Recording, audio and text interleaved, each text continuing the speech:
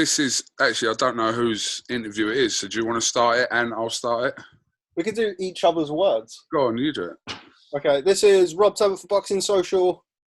No, Rob Tebbott for IFL TV in association with MTK Global. Delighted to be joined by KUGAN CASSIUS from Boxing Social. Is that how we'd work it? Just do your normal one, I think. Yeah, we're leaving all this in anyway, but just do your normal one. Oh, God. Okay. This is Rob Tebbott for Boxing Social in association with Betfred. Delighted to be joined by Mr. KUGAN CASSIUS of IFL TV. How are you, KUGAN? This is KUGAN CASSIUS for IFL TV in association with MTK Global via Zoom. Delighted to be joined by Mr. Rob Tebbott of Boxing Social. Oh, you mate. Go on. Yeah, I know. It's like a weird vibe, like, because we're not used to, like, I'm used to asking the questions. There's always like a very set interview between me and whoever I'm talking to, which is obviously the same for you. So it's a bit of a weird dynamic. A little bit, yeah. So I kind of probably, the obvious question, first of all, we want to speak to you about, obviously, we'll come on to kind of what's going on in the world a little bit later on in this chat. But content-wise, this has obviously gone on for 3 weeks now, and everyone's kind of have to make do with what they can do via the methods of what we're using now, etc. But I'm assuming it's been as difficult for you guys at Boxing Social as it has been for us.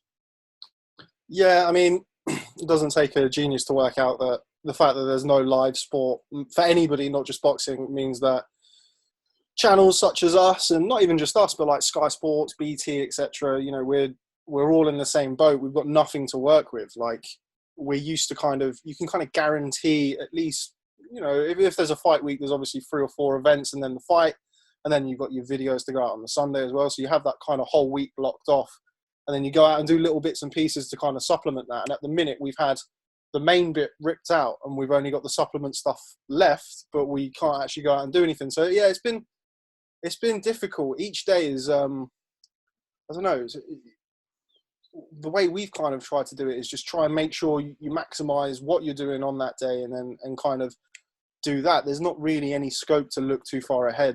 And obviously we can't get out and about. So it's been very, very difficult, very difficult. It's also challenging, like, actually staying in the house. Like, I haven't been out of the house apart from going to the shop since, 4 weeks on Thursday ago. So 4 weeks and 2 days. And I'm cracking up, man. It's not great for the mental health. So yeah, it's very, very strange time. Like, obviously we usually have, you know, January and August are usually the quiet months for us, and this has just been like a whole new level. And I think the fact that we also had like 2 months of scheduling in place for big fights and stuff that we could kind of plan our quarter around, really, and now that's all gone. So it's been difficult, really difficult. I think the majority of people that watch our stuff have kind of been understanding to the situation. So just, I mean, you'll agree with me here, the stuff that we're putting out isn't our first choice or method of content. But so as you know, like, we've been kind of revisiting some of the older videos, obviously doing, like yourself, with Instagram lives and interviews via phone, Skype, Zoom, etc. But yeah, it's not the preferred way of content, but we're just kind of trying to make the best out of our situation. And it's not talking about kind of what's going on in the world, because obviously that's the main issue, but just talking about what we're doing, just trying to make the best of what we can. And you're right, every day is difficult, and I'm sure every kind of person that does what we do are probably kind of appreciating what we're saying, how difficult that is. But yeah, I mean, you make a good point, really. Like, with when the actual lockdown officially came in, I think it was the day that they cancelled or suspended, rather, Kelly Avanesian and a couple of other fights. I think the Ritson fight, Terry Harper, Natasha Jonas. I put out that little video, which I know you loved, on Boxing Social, just to kind of say to our fans, look, this is the situation, just as a bit of a kind of a heads up, really. Like, we're going to still continue to try and put something out, and we've put something new out every day, which is kind of a thing that I've tried to make sure we've done, just to kind of, you know, give people a little bit of a mini distraction, but obviously for the channel, you know, to keep things regular. But just letting people know that, yeah, it's not going to be great. And, you know, the content that you've grown accustomed to from channels such as ours, you're not going to get now for however long. We don't really know. But the only thing that we can do, because obviously it's our job, is to keep trying to come up with stuff and think outside the box, really. But it is hard. And like I said this to you the other day, like you go through like these peaks and troughs of like being like, okay, right, we can do this, we can do that, and you know, we can do that, and that might do well. And then the next day you wake up and like what you've done and spent 3 hours doing has done like 1,000 views. And then you wake up the next morning thinking, God, this is just horrendous, and I can't do this. Like, this is just horrible.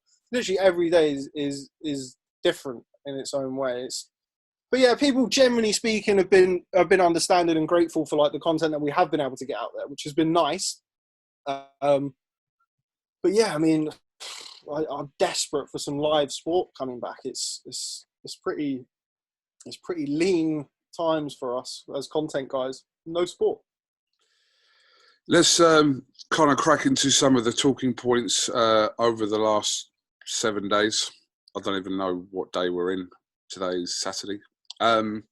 So let's talk about the situation regarding Dana White and the UFC, which is kind of an interesting development. I know it's not boxing, but obviously Eddie Hearn had some comments about what Dana White was proposing to do prior to a couple of days ago regarding a private island, and I think quoted Dana White's having to stand down because of obviously the execs at Disney and ESPN have kind of put their foot down with it to kind of rule this situation out. But what did you think about that? It seemed a bit optimistic when Dana White was talking about kind of getting everyone to a private island in order to go ahead with the next UFC, which is only a week away, which was scheduled to be a week away. But did you think that as well? It was far too optimistic for that to happen in this current situation?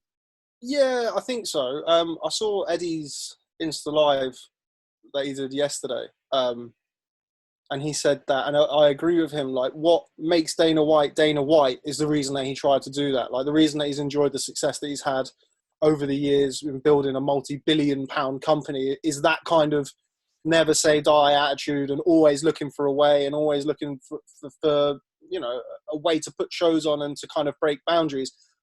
It's obvious that this is not a normal situation, and you know, he's had to respect the boundaries, which I think is obviously the right thing to do. But you know, was I massively surprised that he tried something? Probably not. But yeah, not surprised either that it's been canned. But I mean, combat sports are always going to be they're always going to be pushing. We're always going to try and get things up and running as soon as possible. It's not, you know, there can be fights behind closed doors, or there can be studio shows, etc. And combat sports in general, just, you know, we dance to the beat of our own drum a little bit. And you know, we've seen in the past where, you know, licensing issues get things moved, like drug testing gets fights moved from one state to another. Like boxing or combat sports in general, always looking for ways to kind of not bend the rules or break the rules, but circumvent them a little bit, I guess, and try and kind of look for ways around it. So yeah, I think it was optimistic from him. But as I say, part of what makes Dana White such a successful businessman is his willingness to think about stuff like that and try things that are not the norm and that other people aren't doing. But yeah, not surprised that it was cancelled. I think it was Regis Prograis that floated with the idea that Eddie Hearn should maybe look to do something similar. But I think after kind of we've seen that event cancelled with no surprise really, I think that's kind of poured water on any kind of suggestion that Eddie Hearn will try and attempt to do that. But Eddie's the sort of person that would try to, probably, if he could do it and it was safe and, you know, it kind of works, that he's the sort of person that would try and make something like that work, I'm assuming, if it was safe. But it's similar to Dana White. It's a very similar situation with what's made Eddie's very successful over the years is, you know, he wants to push boundaries and he wants to get things done and wants to be seen as a pioneer. So yeah, you know, I mean, Eddie would be, you would think, the guy in boxing to try something like that. But as you say, it looks like that's not going to happen. and rightly so, really. I mean, if it's not safe to happen, and you know, if those doctors can be better served or better used. Sorry, I've got a cup of coffee on my windowsill, which I keep moving. If those doctors are going to be put to use better in hospitals or dealing with people from coronavirus or any other illness, then they should probably be doing that at the minute. But yeah, it's not. I do believe that combat sports will start up again in some way, shape, or form before most other sports, I think, personally. Just moving away from this, something that's kind of frazzled everyone's brains this week in boxing, as it does every week continuously, is the situation regarding the WBC. I know you've spoken to Maurizio Sulaiman. I spoke to Devin Haney probably 3 nights ago, and to his understanding, he was going to be reinstated as champion. You've since obviously spoke to Maurizio Sulaiman, and we believe now that that is not the case. I mean, it's so confusing for people in boxing to kind of keep up with what's going on. For people kind of watching in, I mean, it must be as confusing, if not more. I mean, the thing that we need to address first before you even talk about that is there's too many belts in boxing. There's too many belts. Like, you speak to any kind of casual fan or semi-casual fan of the sport, and you ask them who the champion is in one division, that they might throw out an arbitrary name, but none of them can name, or none of them even really know that there's 4 champions in one weight class. So that's kind of a whole separate issue. And obviously we've had this with the WBC.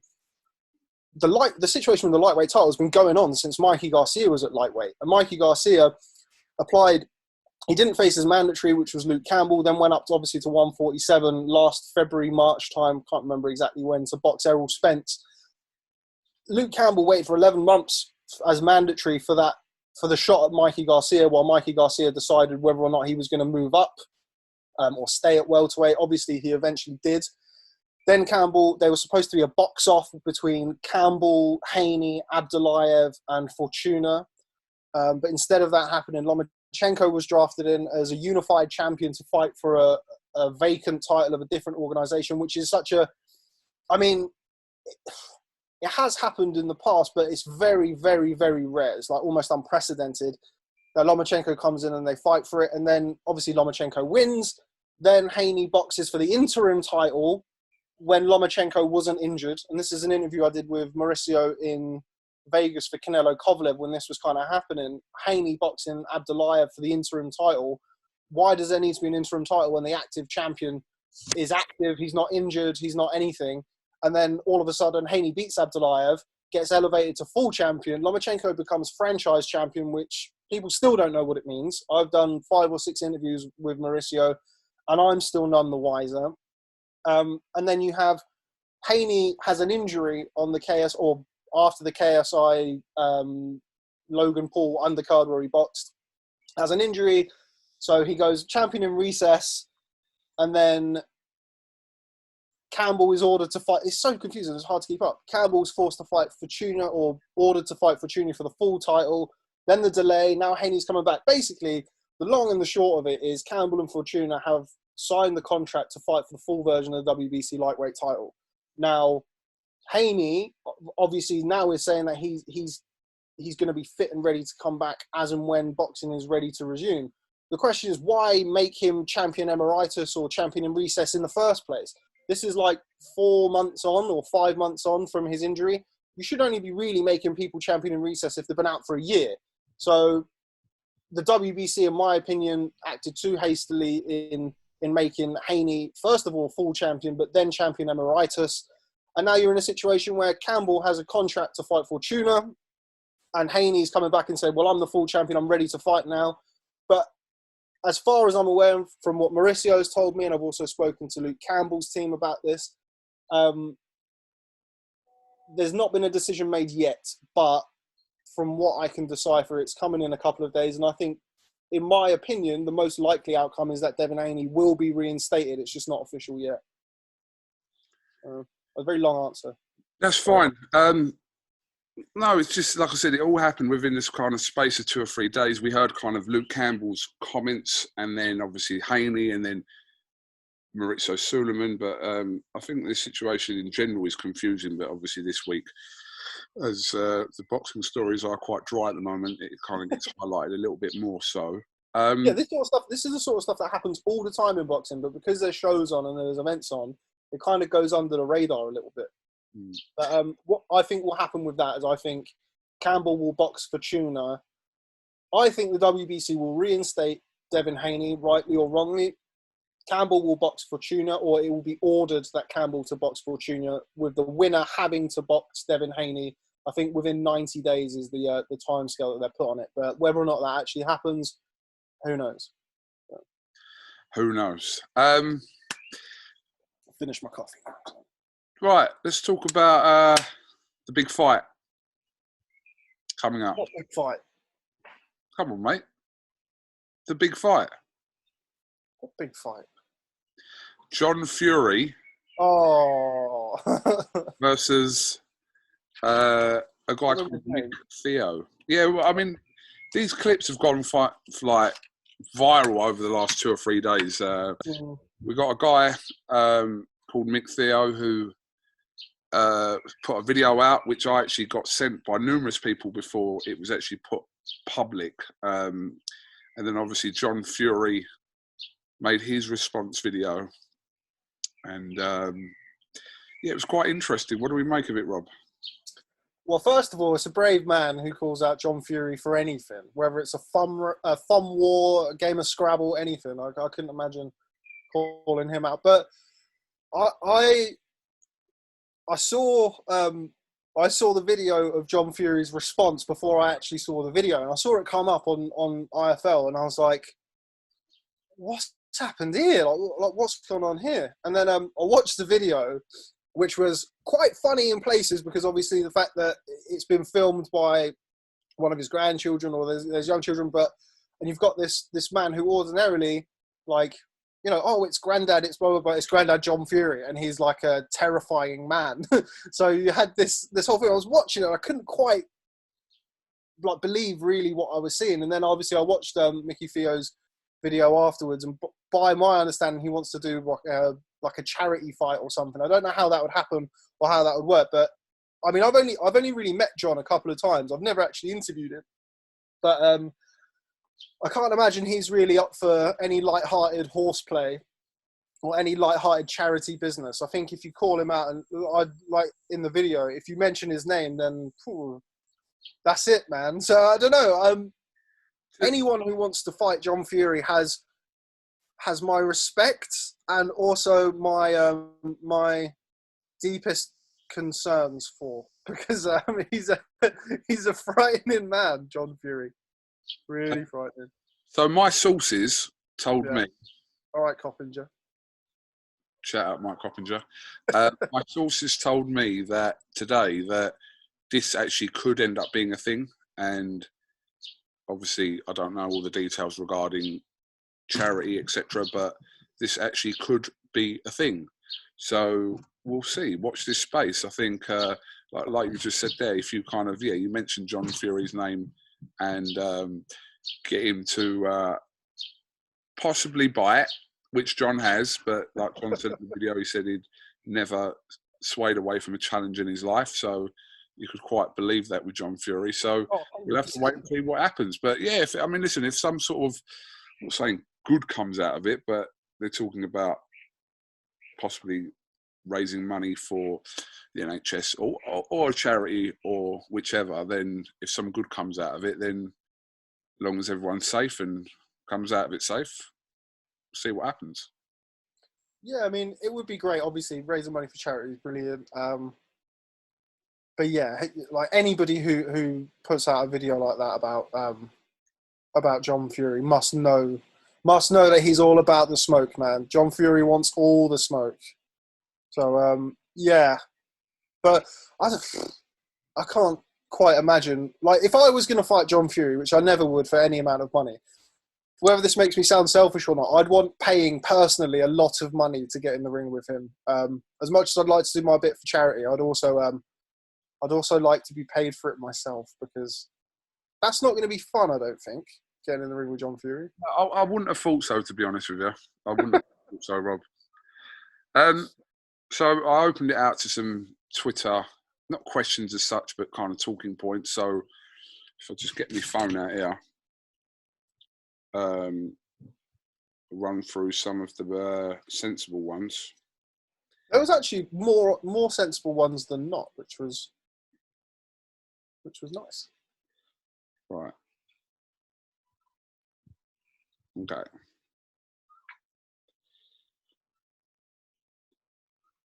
All right, here's one. John Brett Smith. We can both answer this. Top 3 interviews you want when boxing returns? Oh, AJ, Fury, and I don't know, Canelo. Like just big name fighters. But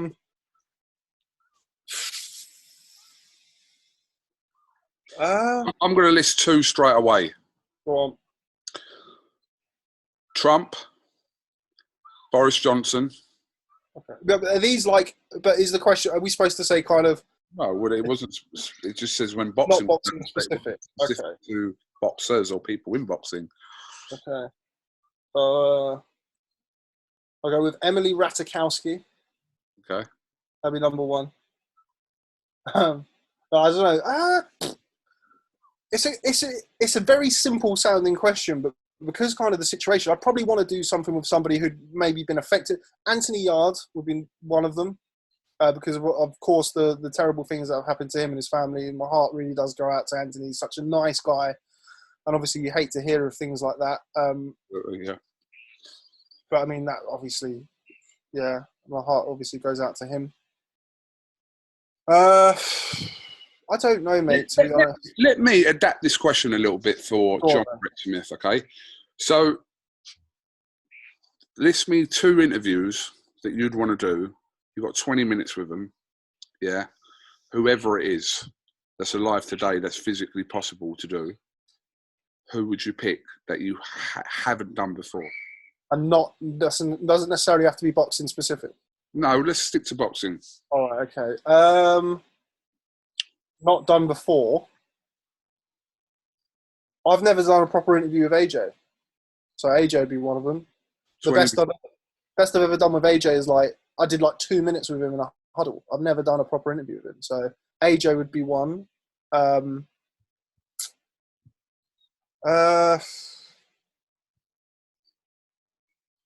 Roy Jones Jr., Mike Tyson.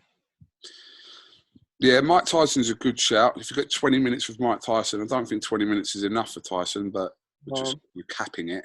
It's my game. Do you know what? I've never interviewed Manny Pacquiao. He's definitely on my list as someone who's currently involved in boxing that I haven't interviewed. So, do you reckon he'd be that forthcoming though? He's literally a politician now. So I know I've just got an interest to interview Manny Pacquiao, but yeah, that's one of the lists that I haven't done within boxing, as in kind of people on the current scene. So he'd definitely be on there. Never done a proper thing with Floyd. Again, got good huddle footage with him before when he was over for the McGregor press conference at the arena. Footage. Oh, it's horrible. I know occasionally we both upload huddle footage, but it's horrendous footage. It really is. I know you get some good sound bites sometimes, and I know sometimes that it's the situation you're in, and sometimes you have to take that. But the huddle footage, people don't realise how many people are actually standing behind the fighters when trying to literally use a monopod to do super arms and extend into the shot. It's horrendous, but we kind of accept that. It's more done in America as it is here. We don't really do a lot of huddle stuff here. It does happen if time restraints are obviously happening and boxers have got to get off or promoters have got to get off, but huddle footage, oh my God. One of the worst things about huddle footage, and this always seems to happen to me or happen to Boxing Socials, we'll get obviously huddle footage is not ideal anyway, but you do a huddle, ask a question, and then it will appear on another channel, and it would have done 500,000 views on another channel, and your question on your own channel has done 2,000 views, and it's So that's happened to me a lot. Not the main reason that I don't like doing huddles. I don't like doing it because I don't like having the same content as everybody else. And as you say, you're you're often like literally like leaning over, like contorting your body into these weird positions just to try and get a shot. And it's kind of like 50-50 whether what you film is actually going to be usable anyway. So yeah, huddles aren't great, but needs must. I'd take a good huddle now, mate, I tell you, for any fight. I'd take a huddle anywhere at the moment. Yeah, absolutely. As long as it was safe. Rob, plans for weight loss during lockdown? I've got some comments about this. Okay. I don't have any strict plans, so to speak, but I mean, I do need to sort my weight out. I put on like the best part of 5 stone in like 3.5 years. So it's like, it's not ideal, but I don't know, man. Like the fact that we're still working, and obviously like the work that we're having to do a lot more kind of sitting around thinking, editing, posting than we're kind of used to doing, because you're so on the go usually. And obviously the fact that we are in lockdown, it does means I can't go to the gym, and I don't really have the time to be running around and stuff. But it's kind of me making excuses, mate. Can I just ask? I mean, regardless of whether we're in a lockdown or not, would you be going to the gym anyway? Oh, big time. Big time. I go to loads of gyms. That's what I say to people. I'm in the gym all the time, but it's just I'm filming people working out. Yeah, absolutely. That question was from Frederick Bolly. So he was actually asking you, but as long as I come out of this at the same weight as it started, I'll be happy. So it's more maintaining weight rather than put it on. But I need to lose it. If I come out at the same weight as I went in, I'm still really overweight. So, but I don't know. I mean, it depends. It depends. But yeah, the last 3 or 4 weeks, while obviously been very different, right, have brought with it a lot of stresses that make weight loss and stuff not top of my priorities. Even though it should be, arguably even more so when you're stressed and when you're when you're stressed out, you should probably look at your health a bit more. But I kind of do the opposite, which is not ideal. Question here from Ross. Sums in my head. Sums in my head. Do you feel you can't ever give your honest impression to a boxer because they are quite sensitive about it and might hold a grudge? Yeah, is an easy answer. Yeah, I mean, like, don't get me wrong, if people ask for my opinion on something, I will give it. And rightly or wrongly, I think that's kind of the way to be. I'm going to tell a story now that I probably wouldn't tell if we weren't in lockdown. So the day after Wilder Fury 2, I interviewed Frank Smith. And I interviewed Frank Smith, and he was with Freddie Cunningham, who was, of course, manager of Anthony Joshua. And Frank Smith, being the cheeky chappy that he is, decided to ask me in front of Freddie Cunningham who I thought would win, Tyson Fury or Anthony Joshua. Now, I said Tyson Fury because that's what I believe. And Freddie, even though he's the managing director of AJ Boxing and AJ's manager, to his credit, said, that's your opinion, no problem. Now, not everybody is like that, and it could have gone a variety of different ways. I know you've had some experiences in the past where you've picked a side and you've had, let's say, some disgruntled team members or trainers pick up the phone. But look, man, if somebody asks me for my opinion, I will give it. Will I volunteer my opinion and say to somebody, all right, mate, I think you're going to get chinned? No, I won't. But, Luke Campbell asked me before he boxed Vasyl Lomachenko, what do you think of the fight for me? I said, I think it's the toughest fight that you could have at 135 pounds. So he's the best fighter in the world, in my opinion. Basically, to cop that answer, which is exactly what I would have done, to be honest with you. Yeah, but if people ask me for my opinion, I'm going to do my best not to sugarcoat it. Will I be not as harsh, but as honest as I would be if I was speaking to somebody who wasn't directly involved or impacted by it? No, probably not. But I'll always try and give my honest opinion. So a few years ago, and I'm not going to name the fighters. You've named it already on the podcast, so you might as well. Or one of them. What did I name? His name rhymes with Schlot Squig. Oh no, that was the Scott Quigg situation. That's not what I was actually talking about. Okay. So there was a high-profile fight that took place a few years ago, and fighter B lost the fight, and afterwards fighter B wasn't very happy outside the changing rooms, and I genuinely thought fighter A won the fight. That was my opinion about it. and fighter B says to me, what did you think? And instead of kind of saying, well, I thought fighter A won, I said, well, you know, it was a close fight. I'd have to watch it back again. That was my response. And really, it wasn't kind of an honest response, if I'm being honest. I've since spoken to that fighter over that and kind of said what I've actually thought. But on the night, you've got to be careful on the night. I think kind of that's when emotions are running at their highest regarding fighters. And I think you're never really in a situation where fighters will say to you, unless they know you quite well, what did you think? You know, it has happened. And I always believe with close fights, you can kind of give your instant opinion. We're watching it there. But I do like to watch a fight back to kind of double stamp my opinion, which I do with all fights anyway, but especially like controversial fights that where it is you're talking 1 or 2 rounds. When you're talking 1 or 2 rounds, it's so subjective. And I do think that I like personally to rewatch that and just kind of, like double stamp what I just thought. Yeah, I thought that. Or I might have read a round wrong, or I might have given a round to a certain fighter where I thought, well, actually, he did more in that round. So I always like to watch it back. But I think your initial response to a fight when you're watching it, if you've seen like the complete fight, and don't forget, like, how many fights do we watch where we've missed rounds? Like there and then, loads. Like where you're doing like a post-fight interview. I've some big fights. I've kind of joined the fight in round 2. You know, I've missed the opening round or whatever. It happens. But yeah.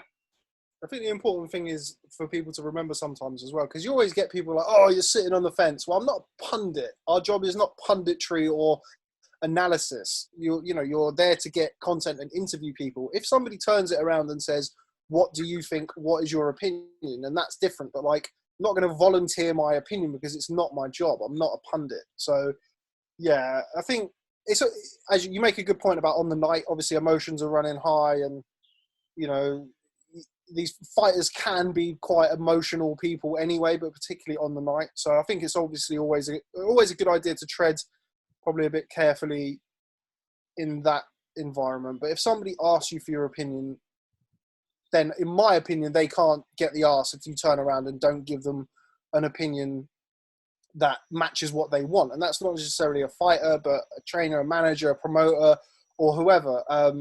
You can't ask me for my opinion and then, bollock me or get pissed off because my opinion doesn't match what you wanted me to say. So yeah. Okay. Moving away from that, that's a good question. Robert Porter. Who was the boxer who told Rob to fuck off in Vegas last year? On a related note, if you're both together at one location, waiting to interview the same people, do you ever compare question subjects if you're about to ask or focus on? I will answer the first question. Jamal Charlo is the answer to the first question. But I love Jamal Charlo, man. And like, I wasn't like, people afterwards are like, because I didn't tweet his name initially, and people afterwards are like, oh man, don't worry about it. Keep your chin up, blah, blah, blah. I'm not bothered by it. You know what I mean? Like, my favourite fighter is James Toney. He had the same sort of badass attitude. I don't mind that at all. But yeah, it was Jamal Charlo. And he's like close with Deontay Wilder as well. And I did try and ask him for an interview as he was storming through the MGM ground after his mate had just been knocked out. So yeah, was it ideal? No. But we live and learn. With the second one, inevitably, most recent example of this probably is when we were both interviewing Lennox in Vegas, when we had like the BT gathering. You went first and I was literally behind you straight away. There's an inevitability that there's going to be a crossover. You're thinking about the Lennox from the first Wilder Fury fight, I think. Do you remember that?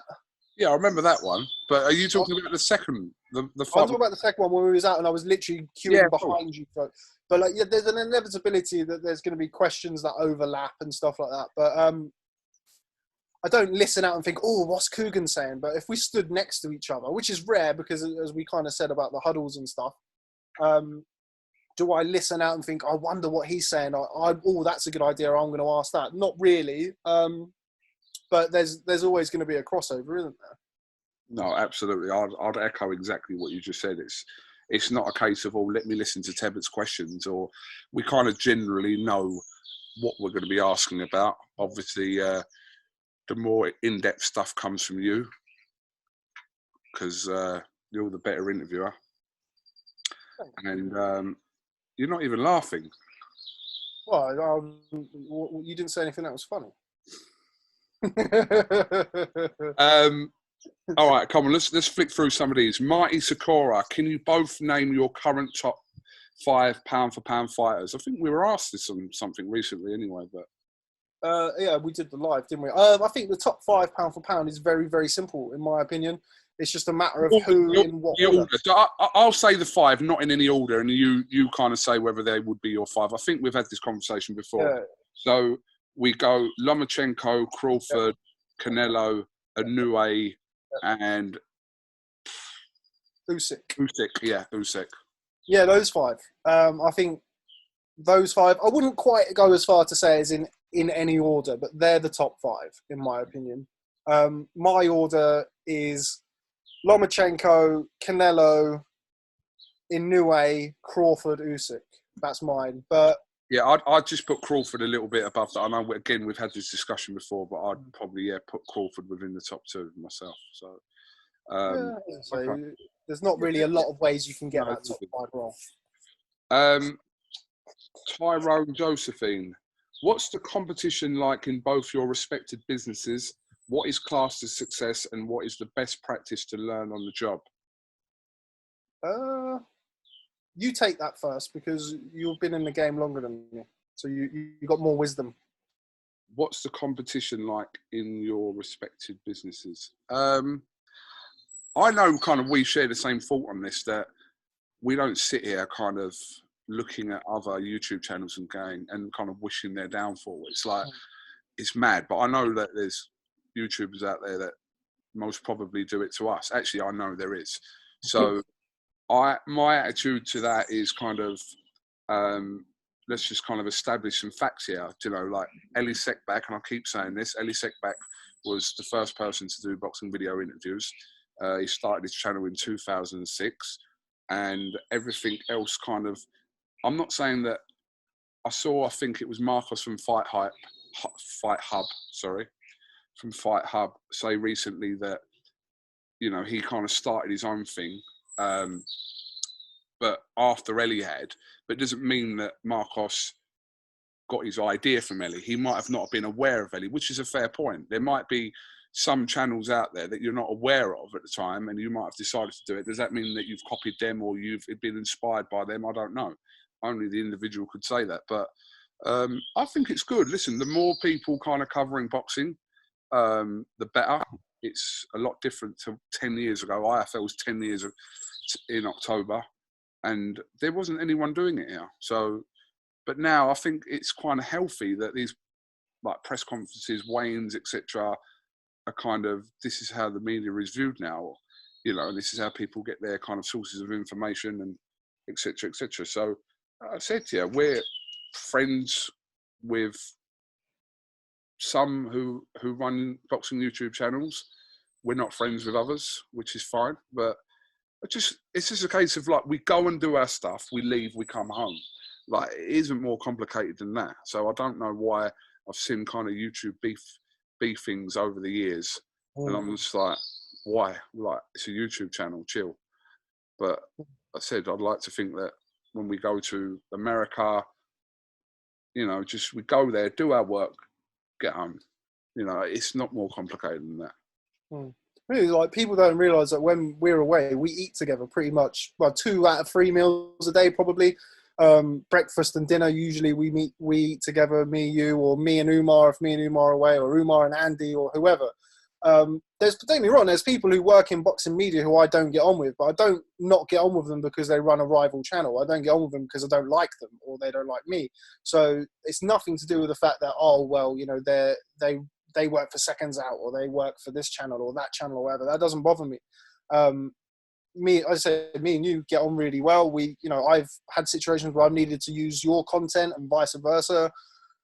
You know, if there's ever anything that me and you can do for each other or advice, we talk about interviews and we talk about, you know, situations that we're put in and how we would respond to that. And I think the more people who do stuff like that, and we're starting to see it now as well, like with this lockdown, I think we're seeing more people collaborate and more people understand that we all need each other to survive and all need each other to help bounce off the other. So yeah, I mean, do I want my videos to do more numbers than you? Of course. And you want yours to do more than me. That's just normal. But do I hate it if you do a video that does 1 million views? No, I don't. It's got really nothing to do with us. I want my videos to do millions and millions of views. But, you know, if it doesn't, I don't turn around and go, oh, it's Kugan's fault or it's so-and-so, you know what I mean? So, yeah, it is competitive. I think, yeah, you make a good point there. It's not a case of kind of, you know, look, our thing is run on numbers. And obviously we want, if I interview Fighter A and you interview Fighter A, of course, I want my numbers to do more than yours. But that's not because, like, oh, it's Boxing Social, we have to beat them, or, oh, it's Behind the Gloves or Seconds Out, Fight Hype, Fight whoever, Fight Hub or whoever. It's just a case of you want your channel to do more numbers, you want your channel to have more subscribers because you're building your own brand. So it's not really more complicated than that. But there are people, like there are other YouTubers that like obsessed with like kind of seeing a downfall. Like it makes no difference, Rob, if you ended Boxing Social tomorrow, yeah, it doesn't really impact my life. It's not a case of me turning around and going, oh, thank God, like Boxing Social off the scene, or this channel's off the scene. It makes no impact to my life. If I know the person, I'd be gutted for them because I know that a lot of people have spent a lot of time building this channel, or their channels. It's not easy. So if I know them personally and they're a friend of mine, of course, I don't want to see people. And even if I don't like the person, do I want to see their YouTube channels like go or not do well? No, because I don't really kind of have an opinion about it. If their channels are doing well, they're doing well. But I think there are some people out there like that would love it, you know, for like numbers to drop or, you know, just for you not to succeed, which I think is a really poor way at looking at life in general, not just YouTube. But if you want others to not succeed, or it's not even not succeed, it's like, it's almost like you're wishing them to fail, and you're wishing them to lose, or you're wishing them to, for whatever, anything negative. I just think it's a bad way to kind of look on stuff in life in general. Yeah, I agree. One thing I will say though, and I'll be kind of not lying, but you're IFL are the market leader in the UK, and you've been around for 10 years. I mean, I've said this to you before, and I've said this to other people. I used to watch all of your videos, like when I was doing the dishes, I'd put like an IFL video on in the background and listen and watch and stuff like that. So obviously I don't want you to not do well, but you are the benchmark, and IFL is the market leader for other YouTube channels in the UK to look at. That's not really opinion, that's fact, numbers wise, and the fact that you've been around for so long. So have I, and do I look at you and think, okay, yeah, I need to get up to that level? Of course. But does it impact on my kind of day-to-day? Do I hope that you slack off? No. And do I hope that like anything bad happens to anybody? No, I don't. But obviously the fact that IFL have been around for 10 years and you've got 600,000 subs and you've done X amount of views and X amount of videos, do I look at that as kind of as something to aim towards? Absolutely. But obviously at the end of the day, I can only control what we're doing. And I think that's another issue that's not really strictly speaking YouTube, but that's also in life. There's too many people out there worry about what other people are doing. Worry about what you're doing. If you worry about what everybody else is doing, then what are you doing? So that's what I always try and do. I used to be frantic with like checking everybody's views all the time and kind of comparing. Like this is like when I first came onto the scene like a few years back. But now you just realize that what will be will be. And if you look after your own stuff, then you should be okay. And if you're not, it's not because anybody else has done anything. You need to obviously revisit what you're doing. So I think the nearest thing to me and you having this even kind of discussion during a fight week is that when we're kind of reflecting on numbers during the week, and you know, we've I mean, two examples of it were the Zone show in Miami this year at the back end of January. You weren't there at that one, but Fury Wilder as well. It's like, you know, we're talking about, you know, how's traffic going for you? Not going well. It's picked up today. It's getting better. Yeah, we had a really good day that day.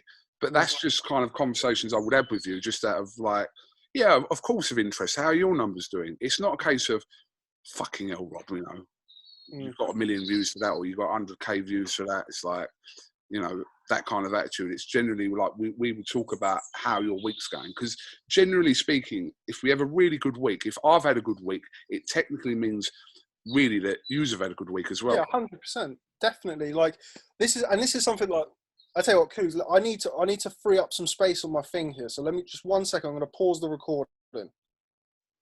Hang on. Actually, no. I think it's one sec. Go on, Rob. You were saying. I forgot where I was here. Yeah, this is so the reason why we do that, and like, we're not going to go into it too much, and I'm sure we'll cover it, but there's a lot of misinformation about how YouTube works and kind of being a YouTuber, so to speak, particularly in boxing. Like, you make a really good point with, if you do well, we do well, particularly for us. Like, I've become very aware, it's not like I didn't know before, but it's become a lot more marked since there's been no shows, that Boxing Social rely more on IFL, Seconds Out, Fight Hub, Fight Hype, all the main channels doing well for us to appear in suggested videos. We've got 90,000 subscribers, which is obviously good. Very good. But compared to 600,000, 500,000, 6, 7, 800,000, whatever, you know, we rely on suggested videos. That's where we get a lot more of our traffic than I would imagine other channels, because we don't have the subscribers. So we rely on the scene to be doing really well for us to do well, because we then appear in suggested videos. People will click on our videos, hopefully watch for a while, like, comment, subscribe, all of that stuff. And that kind of allows us to kind of bridge the gap between 90,000 subscribers and 600,000 subscribers. So when the scene is dead, which is completely dead at the minute and has never been more dead, people like yourself, people like over at Seconds Out, like the main channel, Seconds Out, Fight Hype, Fight Hub, etc., when they're not uploading videos like they would in a fight week, talking like 50, 60, 70 videos a week, there's 50, 60, 70 videos that we're not getting in the suggested videos of, and we don't have the amount of subscribers that all of our stuff will naturally appear on their feed. So for us in particular, as a smaller channel, when you're considering kind of the main channels, the fact that the scene is dead, the fact that IFL are not producing as much content as they used to doing, and all of the other main channels, that does affect us.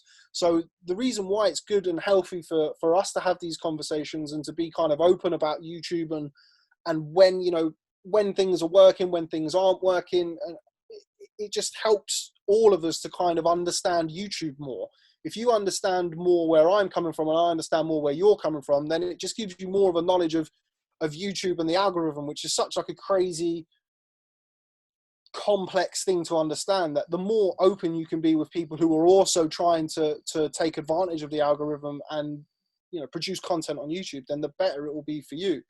But yeah, it's very important, man. And I think the more that you can help and more that you can collaborate with people, the better you'll be and the more well-rounded you'll be. So I do think it's very important, and we do exchange plenty of ideas.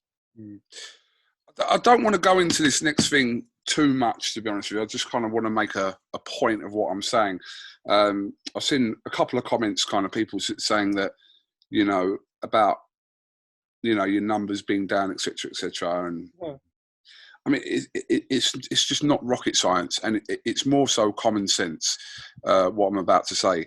Obviously, all our channels are built from boxing events. That's why what you said earlier on is a common thing in the boxing YouTube world. When you kind of take 12 months from a typical calendar year, your lowest months are August and January, unless, for example, this month, the traffic was a little bit higher because we had that show in Miami, which did some decent numbers because of the YouTube fight that was on. So those numbers might be a bit higher, but generally speaking, the period after Christmas, that January period, and also August, when it's the traditional break, the numbers are lower than the rest of the other 10 months. So again, it's not rocket science.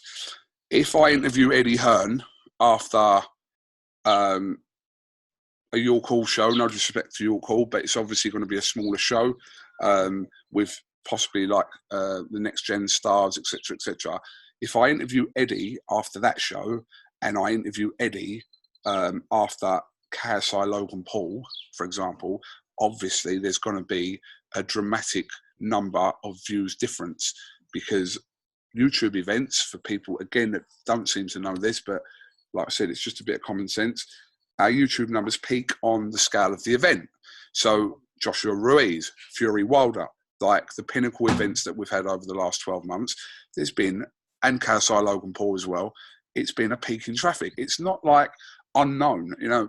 If you're suggesting that, oh, well, how comes 80,000 people watched an interview with Eddie Hearn at this time, but they 1.1 million watched him after that time? I mean, like I said, it's just a little bit of common sense about, it's not even being an expert on YouTube. Like, I'm not an expert on YouTube numbers. Like, we believe what we believe, and we just see it from experience and kind of the numbers that you're used to over a span, for me, over 10 years, you, however long you've been doing it. So you kind of know what things work and what things may surprise you. There are some interviews sometimes that you think to yourself, how did that get that many views? How many times has that happened? Loads.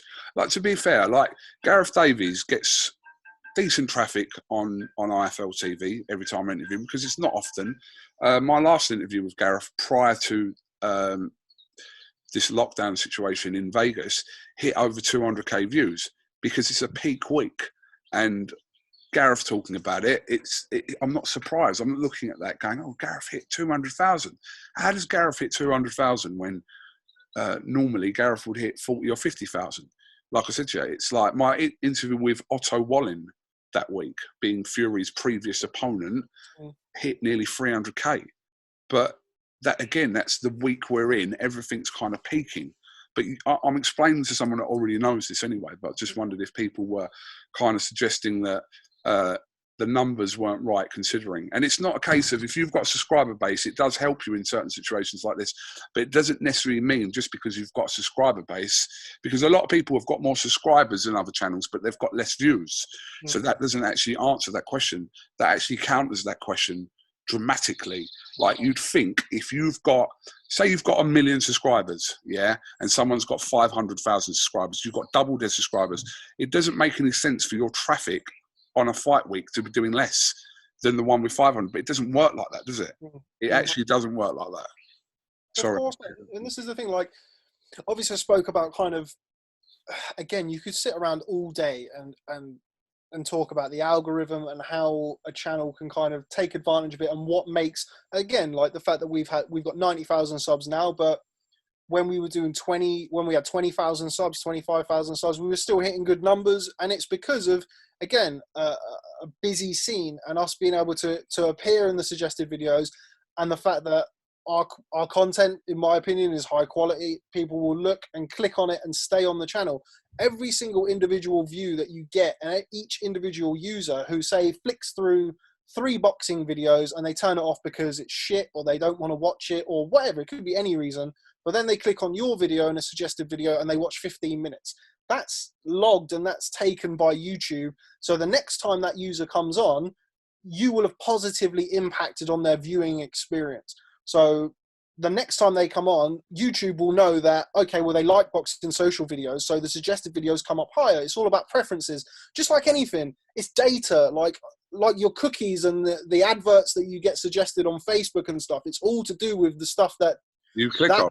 Yeah, that platform knows that you like, because you've engaged with it. So, as I said before, a busy scene for us is important, because we do appear and we get more of our traffic. Obviously, I don't know exact numbers, but I would bet a good amount of money that we get more of our views from suggested videos than a lot of other channels, purely because of our subscriber base. But I mean, let's get the most obvious thing out of the way first. The numbers are down because there's no fucking live boxing. That's the most obvious. Like, go on any Sky Sports boxing, any BT Sports boxing, DAZN, ESPN, any fucking channel that you can find with any amount of money behind them, and compare the numbers they're doing now to the numbers they were doing 6 weeks ago or 8 weeks ago during Wilder Fury 2. Unless you're an absolute moron, you will understand that okay, biggest heavyweight fight of however long, or that, or Ruiz, Joshua, them two fights, massive, big, huge pay-per-view fights, compared to no boxing at all. No fucking York Hall, no amateur, no Saturday night fight, no pay-per-view, no American, no nothing. It's dead. There's nobody engaging with that type of content. Sky Sports did a video with Eddie in lockdown. Again, like, do you think people are engaging and interacting? Like this video itself that we're going to do now, if me and you were sat in the same room together and you were interviewing me with a handheld, or I was doing it with you, it would do so much better, because that's the type of content people are used to engaging with. Eddie's interview with Sky Sports that he did, where he's like, oh, AJ Fury could happen this year. It did like 40k views in 24 hours. His video that he did after Wilder Fury 2 on virtually the same fucking topic, almost titled exactly the same, did like 1 million views. Is it a Sky Sports News buying views, or are they fucking in exactly the same boat as not just boxing or sport, but every other fucking business in the world right now, where everything's shut down? We can't go outside. So how the fuck are we supposed to, you know? That's just the obvious answer. But if you want to, like, the nitty gritty details, or some of the smaller things, it can mean like me and you could do an interview, Kugan, and this happens all the fucking time, where, say, America's a good example. We do an interview 7 o'clock at night in America. It's not going to go out until the next day, because all of our traffic and all, unless it's a big American name, all of our traffic, or the main percentage of our traffic, is in the UK. Why the fuck am I going to upload that interview at 3 o'clock in the morning when everybody's asleep? But if I wait till 8 o'clock in the morning, or say I wait till 11 o'clock in the morning, and you've done the same video or a similar video that goes out at 8 o'clock in the morning or 10 o'clock in the morning, or vice versa, it doesn't take a rocket scientist to work out that the one that went out first has a better chance of doing more numbers than the other ones.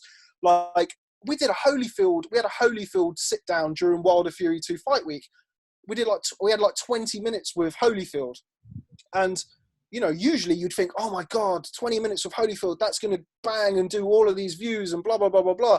That's an example of, yes, it was done in a very busy fight week, but you've got so much competing content, and everyone's on Wilder Fury 2, Wilder Fury 2, Wilder Fury 2.